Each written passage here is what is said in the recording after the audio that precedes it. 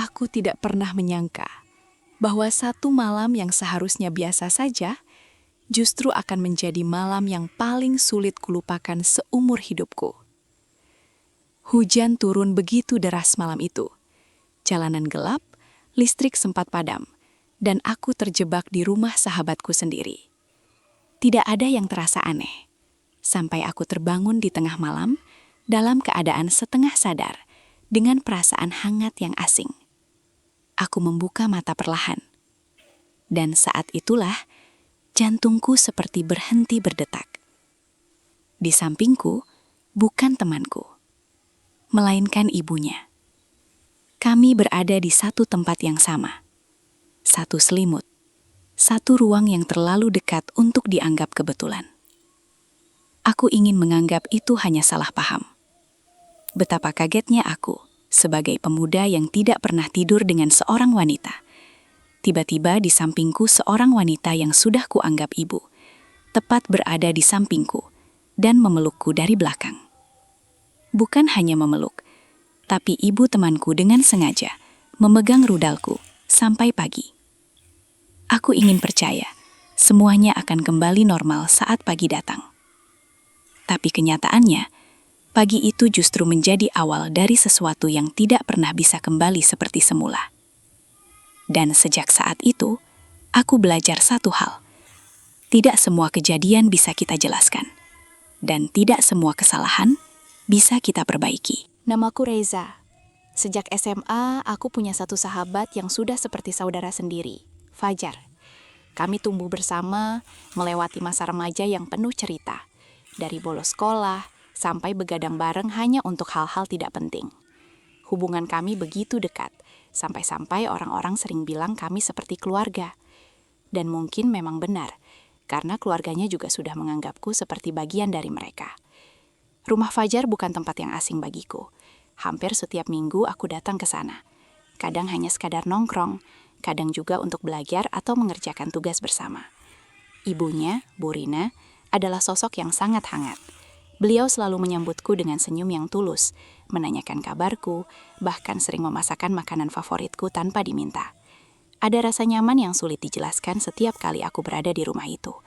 Seolah-olah aku benar-benar punya rumah kedua. Reza, makan dulu ya, jangan cuma nongkrong aja. Suara Bu Rina selalu terdengar dari dapur setiap kali aku datang. Aku hanya bisa tersenyum. Ya Bu, makasih. Semua terasa normal. Tidak ada yang aneh, tidak ada yang salah. Sampai malam itu datang. Hari itu sebenarnya tidak ada rencana khusus. Aku datang ke rumah Fajar seperti biasa. Kami menghabiskan waktu dengan bermain game, bercanda, dan sesekali membahas hal-hal yang tidak penting. Waktu terasa cepat berlalu. Tanpa sadar, malam sudah semakin larut. Di luar, hujan mulai turun. Awalnya hanya rintik, tapi lama-lama berubah menjadi deras, bahkan disertai angin yang cukup kencang. Suara air menghantam atap rumah terdengar jelas, menciptakan suasana yang tenang sekaligus sedikit mencekam. Aku melihat jam, hampir pukul 11 malam. Kayaknya gue balik sekarang aja deh, kataku sambil berdiri. Fajar langsung menggeleng. Gila loh, hujan gitu. Nginap aja sini. Aku ragu sejenak. Memang bukan pertama kalinya aku menginap di rumahnya. Tapi entah kenapa malam itu terasa berbeda. Mungkin karena suasananya, atau mungkin hanya perasaanku saja. Gak enak Ajar. Apaan gak enak? Udah biasa juga kali. Nyokap juga pasti gak masalah. Belum sempat aku menjawab. Suara Bu Rina terdengar dari dapur. Reza, nginap aja ya. Hujannya deras banget itu. Aku menoleh. Beliau berdiri di ambang pintu, tersenyum seperti biasa. Dan tanpa alasan yang jelas, aku akhirnya mengangguk. Iya Bu, makasih. Malam itu berjalan seperti biasa. Kami masih sempat ngobrol sebentar, lalu Fajar masuk ke kamarnya lebih dulu, karena terlihat sudah mengantuk. Aku memilih tetap di ruang tengah, seperti kebiasaanku kalau menginap. Sebuah sofa panjang menjadi tempat tidur dadakan. Lampu utama dimatikan. Hanya tersisa cahaya redup dari lampu kecil di sudut ruangan. Suasana menjadi sunyi. Hanya suara hujan yang terdengar dari luar. Aku merebahkan tubuh.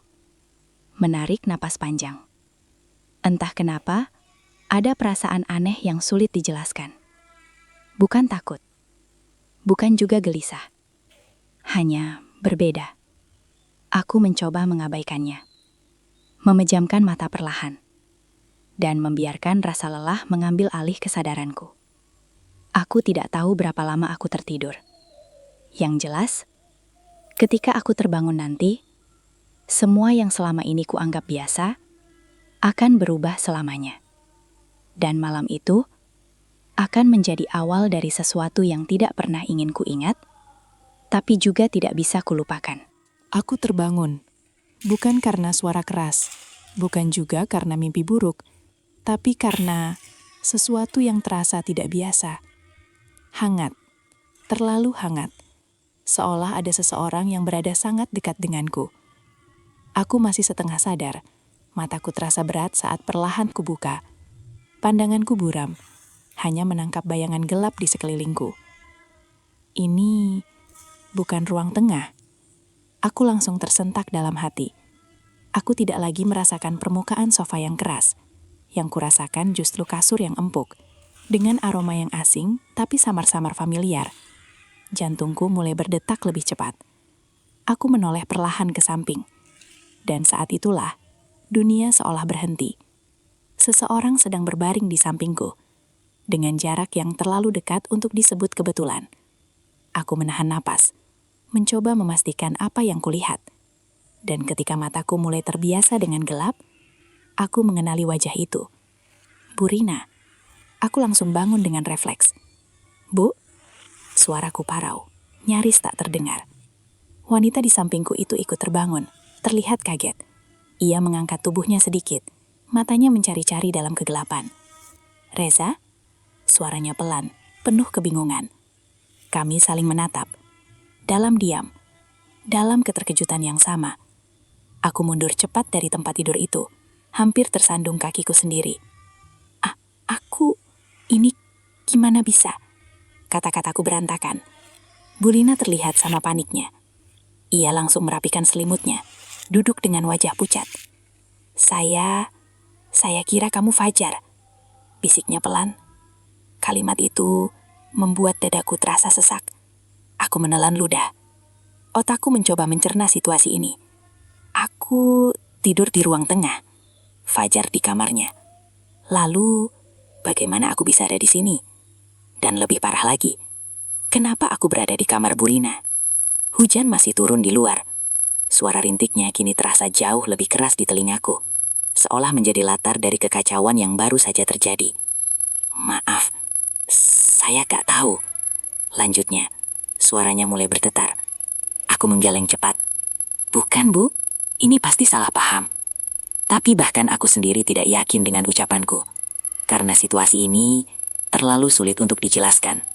Terlalu janggal untuk disebut kebetulan biasa. Kami terdiam lagi. Beberapa detik terasa seperti berjam-jam. Tidak ada yang tahu harus berkata apa. Tidak ada yang tahu harus berbuat apa.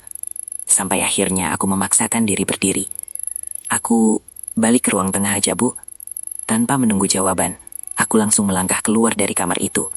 Langkahku cepat, jantungku masih berdegup kencang. Tanganku sedikit gemetar saat menyentuh gagang pintu ruang tengah.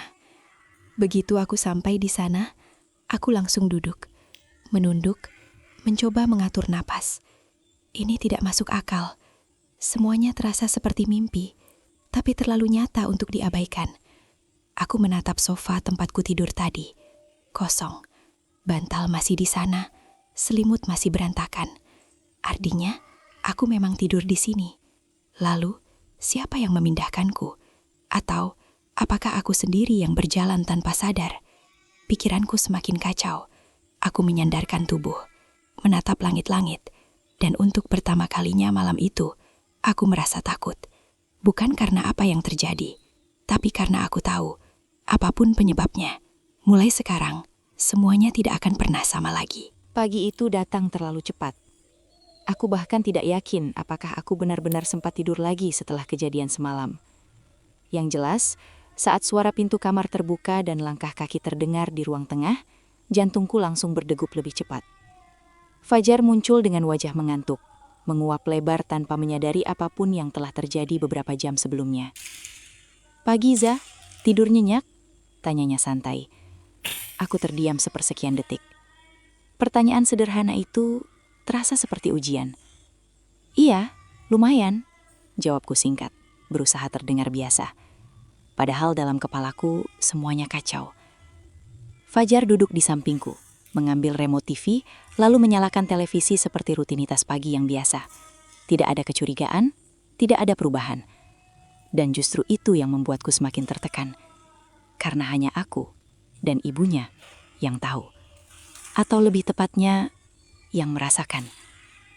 Tak lama kemudian, Bu Rina keluar dari dapur membawa 2 gelas teh hangat. Langkahnya pelan. Tatapannya menghindar. Ia tidak menatapku, bahkan tidak sekalipun. "Ini diminum dulu, Jar." "Reza," katanya pelan. Suaranya terdengar normal, terlalu normal, seolah-olah tidak terjadi apa-apa semalam. Aku menerima gelas itu dengan tangan sedikit gemetar. "Terima kasih, Bu." Untuk sesaat, jari kami hampir bersentuhan. Dan disitulah aku merasakan sesuatu yang membuat dadaku sesak. Ketegangan, kecanggungan, dan rasa bersalah yang begitu nyata. Aku langsung menarik tanganku, menunduk, berusaha menyembunyikan semuanya. Hari itu aku pulang lebih cepat dari biasanya. Aku tidak tahan berada di sana terlalu lama. Setiap sudut rumah itu terasa berbeda sekarang. Setiap interaksi terasa canggung. Dan setiap detik terasa seperti bom waktu. Sepanjang perjalanan pulang, pikiranku terus berputar. Apa yang sebenarnya terjadi semalam? Apakah benar hanya kesalahpahaman? Atau ada sesuatu yang lebih dari itu? Dan yang paling mengganggu, kenapa perasaan itu masih tertinggal? Hari-hari berikutnya, aku mulai menjauh. Aku jarang datang ke rumah Fajar. Alasannya sederhana, sibuk. Tapi sebenarnya, aku hanya ingin menghindar. Menghindari situasi, menghindari tatapan, dan mungkin menghindari diriku sendiri. Namun semakin aku mencoba menjauh, semakin kuat bayangan itu kembali. Malam itu, suasana itu, dan momen singkat yang tidak seharusnya terjadi. Aku mulai sulit fokus, sulit tidur. Bahkan beberapa kali aku terbangun di malam hari dengan pikiran yang sama. Sampai akhirnya, satu pesan masuk ke ponselku. Dari nomor yang sangat kukenal. Bu Rina. Jantungku langsung berdegup lebih cepat saat melihat nama itu muncul di layar. Aku ragu untuk membuka, tapi tanganku bergerak sendiri. Pesannya singkat. "Reza, kita perlu bicara." Aku menatap layar ponsel cukup lama. Perasaan tidak enak langsung muncul. Ini dia. Momen yang selama ini kutakuti, akhirnya datang. Aku tidak bisa terus menghindar. Tidak bisa terus berpura-pura. Karena ternyata, dia juga tidak bisa melupakan. Malam itu, aku berdiri di depan rumah Fajar. Rumah yang dulu terasa nyaman, kini justru membuatku gelisah. Lampu teras menyala redup. Pintu sedikit terbuka, seolah menungguku. Aku menarik napas panjang, lalu melangkah masuk. Dan saat aku melihat Bu Rina berdiri di ruang tengah, dengan wajah serius yang belum pernah kulihat sebelumnya, aku tahu, apapun yang akan terjadi setelah ini, akan jauh lebih rumit daripada yang kubayangkan. Dan ternyata, aku tidak salah. Begitu pintuku tutup di belakangku, suasana langsung terasa berat. Tidak ada suara televisi, tidak ada suara Fajar. Rumah itu terlalu sepi. "Fajar kemana, Bu?" tanya aku pelan.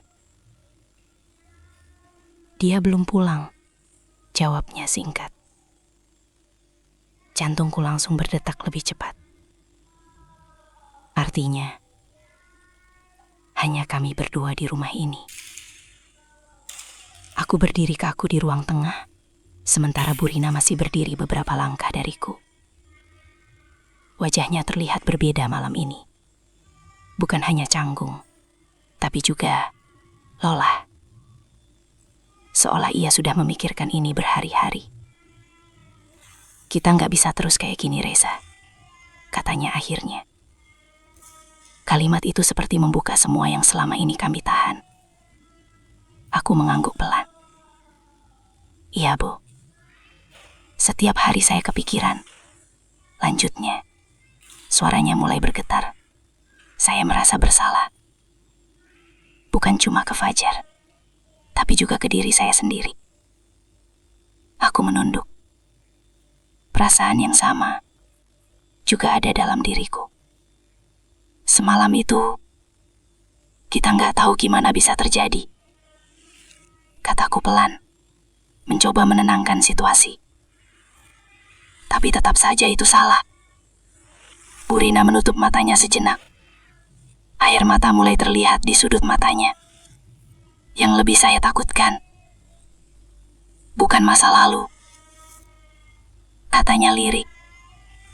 Tapi, kalau ini berlanjut, aku langsung mengangkat kepala. Menatapnya. Berlanjut. Ia tidak langsung menjawab. Hanya menatapku. Lama. Dan tatapan itu membuat dadaku terasa sesak. Karena untuk pertama kalinya, aku sadar ini bukan hanya tentang kesalahpahaman. Ini tentang sesuatu yang lebih berbahaya. Perasaan. Aku mundur satu langkah. Bu, kita nggak boleh sampai ke situ. Kataku cepat. Mencoba menahan semuanya. Ia tersenyum pahit. Saya juga tahu. Tapi perasaan itu nggak selalu bisa diatur, Reza. Kalimat itu menjadi titik di mana semuanya terasa semakin sulit. Aku mengusap wajahku. Pusing. Bingung. Terjebak. Di satu sisi aku tahu ini salah. Di sisi lain, ada sesuatu yang tidak bisa ku jelaskan. Dan justru itu yang membuatku takut. Tiba-tiba, suara motor terdengar dari luar. Kami berdua langsung tersentak. Fajar. Refleks. Kami saling menjauh. Seolah ada garis tak terlihat yang harus segera dipulihkan. Pintu depan terbuka. Bu. Kue pulang. Suara Fajar terdengar dari luar. Jantungku seperti berhenti. Bu Rina langsung mengusap air matanya dengan cepat. Berusaha terlihat normal. Aku berdiri kaku. Berusaha mengatur napas. Hingga kaki Fajar semakin mendekat. Dan dalam beberapa detik, ia sudah berdiri di depan kami. Loh, Reza, tumben kesini lagi. Katanya santai. Aku Memaksakan senyum. Iya, lagi pengen main aja. Fajar mengangguk, lalu melirik ke arah ibunya. Bu, tadi kenapa? Kok mukanya merah gitu? Aku langsung menegang. Bu Rina terdiam sepersekian detik. Detik yang terasa sangat lama. Oh, ini tadi habis motong bawang di dapur. Jawabnya cepat. Fajar tertawa kecil. Ya elah, kirain kenapa? Aku menghela napas dalam hati. Hampir saja. Hampir semuanya terbongkar. Malam itu aku pulang dengan langkah berat. Percakapan tadi masih terngiang di kepalaku. Tentang rasa bersalah, tentang perasaan, dan tentang sesuatu yang mulai keluar dari batas. Aku berhenti di tengah jalan, menatap kosong ke depan. Dan untuk pertama kalinya, aku sadar satu hal yang tidak bisa kuhindari lagi. Aku tidak bisa terus berada di situasi ini. Aku harus memilih. Menjauh dan kehilangan semuanya, atau tetap tinggal dan menghancurkan segalanya. Dan dari dua pilihan itu, tidak ada satupun yang terasa benar. Dan justru karena itulah, aku tahu aku tidak bisa terus menunda. Malam itu aku tidak langsung pulang. Aku hanya berjalan tanpa arah, menyusuri jalanan yang mulai sepi, ditemani lampu-lampu jalan yang redup. Kepalaku penuh, dadaku sesak, dan setiap langkah terasa semakin berat. Aku harus memilih. Bukan untuk diriku sendiri saja, tapi untuk semua orang yang terlibat. Fajar, Burina, dan hubungan yang selama ini kami jaga. Aku berhenti di satu titik, menatap kosong ke depan, lalu menarik nafas panjang. Keputusan itu akhirnya muncul. Pelan, tapi pasti. Aku memilih pergi. Keesokan harinya aku tidak datang ke rumah Fajar. Tidak juga menghubunginya. Aku butuh jarak. Aku butuh ruang untuk benar-benar mengakhiri semuanya, sebelum semuanya benar-benar hancur. Namun siang itu ponselku bergetar. Nama Fajar muncul di layar. Aku ragu sejenak, tapi akhirnya mengangkatnya. "Zah, lo kenapa sih? Kok hilang-hilangan?" Suaranya terdengar bingung. Aku menutup mata, berusaha menahan semuanya. "Gue lagi banyak urusan, Jar," jawabku pelan. "Urusan apaan? Gak biasanya lo kayak gini." Aku terdiam. Kalimat sederhana itu terasa seperti pukulan. Karena memang ini bukan aku yang biasanya. "Tunggu bentar, gue ke tempat lo sekarang," lanjut Fajar. "Jangan," kataku spontan. Suasana langsung hening. Fajar jelas kaget dengan reaksiku. "Kenapa, Zah?" Aku menggigit bibir, mencari alasan. Alasan yang masuk akal tanpa membuka semuanya. "Gue lagi pengen sendiri dulu," kataku akhirnya. Beberapa detik, tidak ada jawaban. Sampai akhirnya Fajar menghela nafas. "Ya udah, tapi jangan lama-lama ngilang gitulah." Iya. Telepon pun terputus. Dan disitulah rasa bersalahku semakin dalam. Sore harinya, pesan lain masuk. Dari Burina. "Reza, ini tidak bisa dibiarkan seperti ini." Aku menatap layar cukup lama, lalu akhirnya membalas.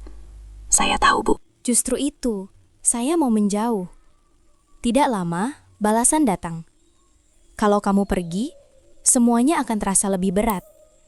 Aku menghela nafas. Tanganku mengetik perlahan.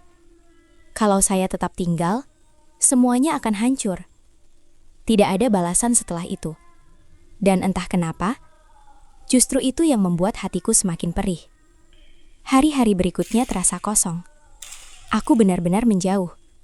Dari Fajar, dari rumah itu, dari semua yang dulu terasa nyaman. Aku mulai fokus pada hidupku sendiri. Mencari kesibukan, menghindari kenangan. Tapi tetap saja, ada sesuatu yang tertinggal.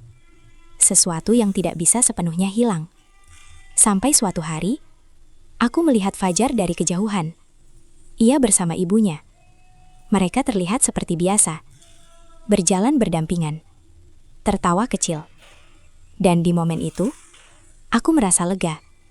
Setidaknya, aku tidak merusak semuanya. Setidaknya, mereka masih utuh. Aku tersenyum kecil. Meski di dalam hati, ada bagian yang harus aku relakan. Dan mungkin akan selalu ada. Tapi tidak apa-apa. Karena kali ini, aku tahu aku tidak memilih yang mudah. Aku memilih yang benar. Meski itu bukan pilihan yang paling membahagiakan. Hari-hari terus berjalan. Waktu tidak pernah berhenti. Bahkan untuk luka yang belum sepenuhnya sembuh. Aku mulai terbiasa dengan rutinitas baru. Tanpa pesan dari Fajar. Tanpa tawa di ruang tengah rumah itu. Tanpa sapaan hangat yang dulu selalu menyambutku. Semuanya terasa sepi. Tapi juga tenang. Untuk pertama kalinya setelah sekian lama, aku tidak lagi dihantui rasa takut akan sesuatu yang bisa terbongkar kapan saja. Tidak ada lagi jantung berdebar setiap kali ponsel berbunyi. Tidak ada lagi kegelisahan setiap malam. Yang tersisa hanya kenangan dan pelajaran.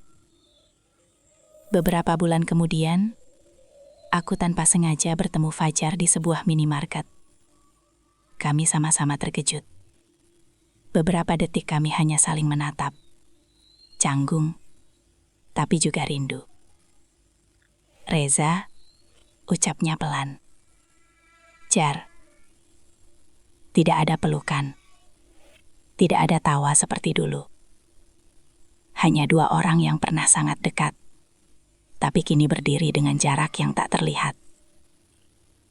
Loh, kemana aja? Tanyanya. Aku tersenyum kecil. Lagi fokus sama hidup gue aja. Ia mengangguk, seolah mencoba memahami, meski tidak benar-benar tahu alasannya. Nyokap sering nanyain lo, katanya tiba-tiba. Jantungku berdegup pelan. Aku menunduk. Titip salam buat beliau. Jawabku singkat. Fajar tersenyum. Harusnya lo yang nyampain sendiri. Aku hanya diam. Karena aku tahu ada batas yang tidak boleh kulewati lagi. Setelah pertemuan itu, aku berjalan keluar dari minimarket dengan langkah pelan. Angin sore menyapa wajahku. Dan entah kenapa, aku merasa sudah benar-benar selesai.